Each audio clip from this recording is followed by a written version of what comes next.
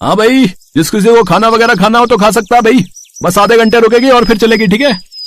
बस के कंडक्टर की आवाज सुनकर सब लोग धीरे धीरे बस से नीचे उतरने लगते हैं। बस एक ढाबे पर आकर रुकी थी। ढाबे के बोर्ड पर लिखा था सिर्फ 50 रुपए में 5 रोटियां, 1 सब्जी, दाल और चावल। इसके साथ ही नीचे छोटे छोटे अक्षरों में ये भी लिखा था कि थाली में दोबारा खाना नहीं दिया जाएगा। सभी लोगों ने वो बोर्ड देखा तो बड़े खुश हो गए, क्योंकि सभी के हिसाब से बस 50 रुपए में इतना खाना कहीं नहीं मिल सकता था। बस में मौजूद लगभग सभी लोगों ने पैसे देकर खाने के लिए पर्ची कटवा ली और फिर सब लोग ढाबे के बाहर पड़ी बेंच पर बैठकर अपनी अपनी थालियों का इंतजार करने लगे। तभी एक वेटर बाहर आया और उसने सबके सामने खाने की थाली रख दी। लेकिन जैसे ही सबने खाने की थालियों को देखा तो सबके चेहरों का रंग ही उतर गया। हैं? ये क्या है? इसे रोटी कहते हैं क्या? अरे ये तो पूड़ी से भी छोटी है। और ये इतने से चावलों से क्या होगा? दाल और सब्जी भी 2 चम्मच से ज्यादा नहीं है। इसमें क्या किसी का पेट भरेगा? ये तो सरासर धोखेबाजी है। चलो हम सब मिलकर ढाबे के मालिक से बात करते हैं। खाने की थाली देखकर वहां बैठा हर आदमी नाराज था। पेट भर खाने के नाम पर उनके साथ बड़ा ही भद्दा मजाक जो किया गया था। उन्हें जो थाली दी गई थी उसमें 5 रोटियां तो थीं, मगर उनका आकार इतना ही था कि बस एक ही निवाले में 1 रोटी खत्म हो जाए। सब्जी और दाल भी बहुत कम ही थी और चावल भी अचार की तरह सिर्फ स्वाद के लिए ही दिए गए थे। गुस्साए लोग ढाबे के मालिक को ढूंढने लगे। तभी उन्होंने देखा कि काउंटर पर कुर्सी डाले एक मोटी सी औरत वहां बैठी है और फिर, इस ढाबे की मालिक आप ही हैं क्या? हाँ, बताओ क्या चाहिए? हमने खाने के लिए पूरे 50 रुपए दिए हैं और हमें खाने में क्या मिला आपको पता भी है? क्या मिला है मतलब? यहाँ की थाली सबके लिए एक जैसी है। हाँ, पर बोर्ड पर तो आपने लिखवा रखा है कि। अरे मैडम जी, यही तो लिखा है कि 50 रुपए में 5 रोटी, सब्जी, दाल और चावल। तो वो तो सब दिया है ना तुम्हारी थाली में, फिर क्या तकलीफ है तुम्हें? तकलीफ ये है कि रोटियों का साइज बहुत ही छोटा है। सब्जी और दाल तो शुरू होने से पहले ही खत्म हो गई। चावल भी बस इतने हैं कि अभी बैठकर दाने गिनकर बता दूं तुम्हें। हाँ, तो मैंने बोर्ड पर ये कब लिखवाया कि बाल्टी भर के दाल और सब्जी मिलेगी या 5 किलो चावल मिलेंगे? देखिए मैडम, बात साफ है, रोटियां भी हमारे यहाँ इतनी ही बड़ी बनती हैं। अब पेट भरता है तो ठीक, वरना एक थाली का और कूपन कटा लो। दिक्कत कहाँ है? अरे ये तो सरासर गुंडागर्दी है। ओए, गुंडई की बात मत करना, समझी ना? बहुत आते हैं और रोज आते हैं तेरे जैसे, इसीलिए मैंने भी लठैत रखे हैं अपने साथ। वैसे तेरे लिए तो मैं अकेली ही काफी हूँ। बोलाऊं क्या बाहर निकल के? कंचन जितनी कंजूस और लालची थी उतनी ही बदतमीज भी थी। कंचन की बात सुनकर जैसे ही उस महिला ने कंचन के पीछे देखा तो वाकई वहां पर लाठियां लेकर 2 लठैत खड़े हुए थे, जो कंचन ने ही रखवाए हुए थे ऐसी ही स्थिति से निपटने के लिए। कंचन के लालचीपन की वजह से आए दिन कोई न कोई राहगीर उससे भिड़ ही जाता था, जिसके बाद कंचन अपने लठैतों के जरिए उसे पिटवा देती थी। लोगों की मजबूरी ये थी कि शंकरगढ़ को जाने वाले हाईवे पर बस कंचन का ही इकलौता ढाबा था, जहां लंबे सफर के बीच लोग रुककर खाना खा सकते थे। और ऊपर अपने ढाबे पर बस रुकवाने के लिए कंचन हर बस के ड्राइवर को पैसे भी देती थी। इसीलिए जानबूझकर बस का ड्राइवर और कंडक्टर कंचन के ढाबे पर अपनी बस रोक लेते थे और हर बार नई सवारियां कंचन की बेईमानी का शिकार होती थी। लेकिन फिर एक दिन, हाँ भाई, जिस किसी को खाना वगैरह खाना हो नीचे उतर कर खा ले वे, बस आधे घंटे रुकेगी और फिर चलेंगे। भैया, ये ढाबा ठीक तो है ना? हाँ हाँ, ऐसे क्यों पूछ रहे हो? नहीं मतलब मैं तो ये पूछ रहा था कि कहीं ये ज्यादा महंगा तो नहीं है। इतना कहकर बस का कंडक्टर सबसे पहले बस से उतरा और फिर कहाँ गायब हुआ किसी को पता नहीं चला। और फिर कंडक्टर की बात पर भरोसा करके रमन भी अपने बेटे के साथ बस से नीचे उतरा और सामने लगे बोर्ड को पढ़ने लगा। 50 रुपए में 5 रोटी, सब्जी, दाल और चावल, उसी थाली में दोबारा खाना नहीं दिया जाएगा। ये तो सही है, 50 रुपए में काफी खाना मिल रहा है, तो अगर दोबारा ना भी मिले तो क्या दिक्कत है? मेरे पास बस ये 50 रुपए ही हैं, तो इतने खाने में तो मैं और लल्ला दोनों आराम से खा लेंगे। रमन एक गरीब बढ़ई था। वो शंकरगढ़ में अपने एक रिश्तेदार से मिलकर वापस अपने घर लौट रहा था। उसके साथ उसका 4 साल का बच्चा भी था।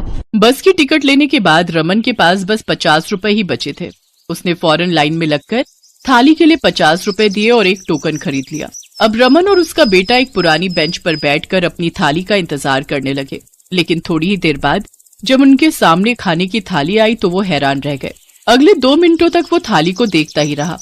क्या हुआ बाबा, खाना खिलाओ ना, भूख लगी है। रमन समझ गया था कि इतने से खाने में तो सिर्फ उसके बेटे का ही पेट भर पाएगा। उसने सोचा कि उस ढाबे की मालकिन से बात करनी चाहिए, पर तभी किसी के चीखने की आवाज आई। रमन ने देखा कि ढाबे की मालकिन कंचन अपने लठैतों से एक आदमी को पिटवा रही थी। वो आदमी रमन की बगल वाली सीट पर बैठकर ही यात्रा कर रहा था। दरअसल वो कम खाने की शिकायत लेकर कंचन से बहस करने लगा था। साले, मुझसे बदतमीजी करेगा तू? मारो और मारो इस कमबख्त को। रमन समझ गया था कि इस वीरान और सुनसान जगह पर कंचन से सीधी टक्कर नहीं ली जा सकती, लेकिन फिर कुछ सोचकर वो कंचन के पास गया और हाथ जोड़कर बोला, अब दीदी इन्हें छोड़ दो, इनकी तरफ से मैं माफी मांगता हूँ। बताओ, एक तो इतने जंगल और वीराने में दीदी हम सबको खाना खिला रही हैं, और ऊपर से आप लोग हैं कि खाने में नखरे दिखा रहे हैं। अरे आप सबको तो इनका शुक्रिया अदा करना चाहिए भाई। 50 रुपए में इतना बढ़िया खाना भला कहीं मिल सकता है क्या? रमन की बातें सुनकर कंचन मुस्कुराई और उसने रमन को अपने पास बुलाया।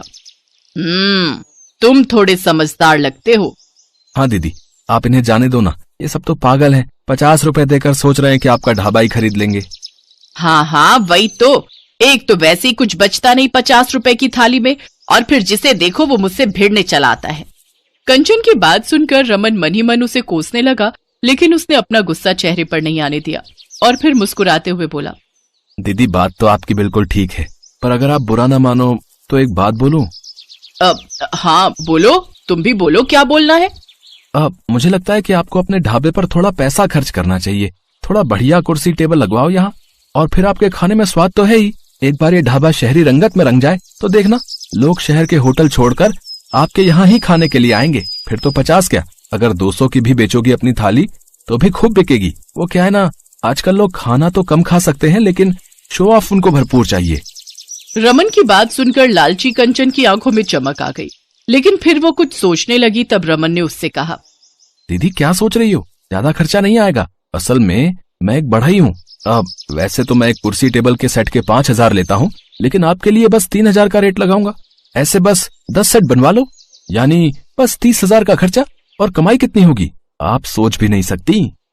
रमन की बात सुनकर लालची कंचन का दिमाग सुन्न पड़ गया और उसने फौरन रमन के हाथों में 30,000 रुपए लाकर रख दिए। रमन को सारी कुर्सी टेबल बनाकर 1 महीने बाद ढाबे पर पहुंचाने थे, और ठीक 1 महीने बाद एक छोटा ट्रक कंचन के ढाबे के बाहर पहुंच भी गया। उस ट्रक को देखकर कंचन खुशी से उछल पड़ी।